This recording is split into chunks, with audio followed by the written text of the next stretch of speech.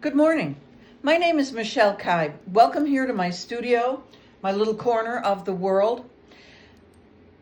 One of the things I wanted to mention to you is we've talked about all the different things that artists use. And a lot of times you think of artists using a lot of brushes. And of course we do. Brushes are, very personal to all of us, the sizes and shapes that we like to use. But there's a lot of things outside of brushes that come into play.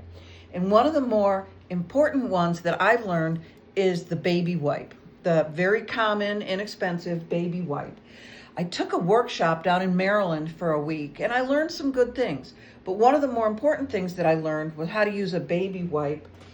And I'll give you an example. Here's something that I'm working on, and you can see that I use a lot of straight lines. I love a nice straight line. It drives me crazy when I look at other people's work if their lines are crooked or blobby.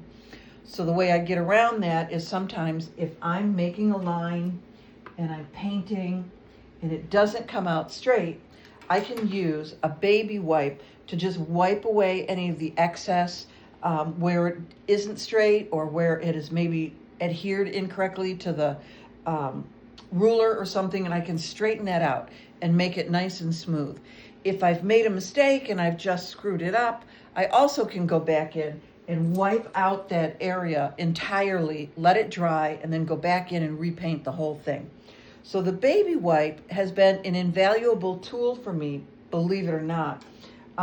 So in addition to brushes, you might be using a baby wipe, might be using a ruler. You can see I've got paper or clothespins up here. I use a lot of clothespins to attach a lot of different reference photographs. Sometimes I'll have 3 or 4 reference photographs for one painting, and I use the clips to move them around and things like that. So think outside of the box. I'll bet there's a lot of things around you that you're probably using. I'd love to hear in the comments section some of the things that you use when you're at your easel that aren't necessarily a paintbrush.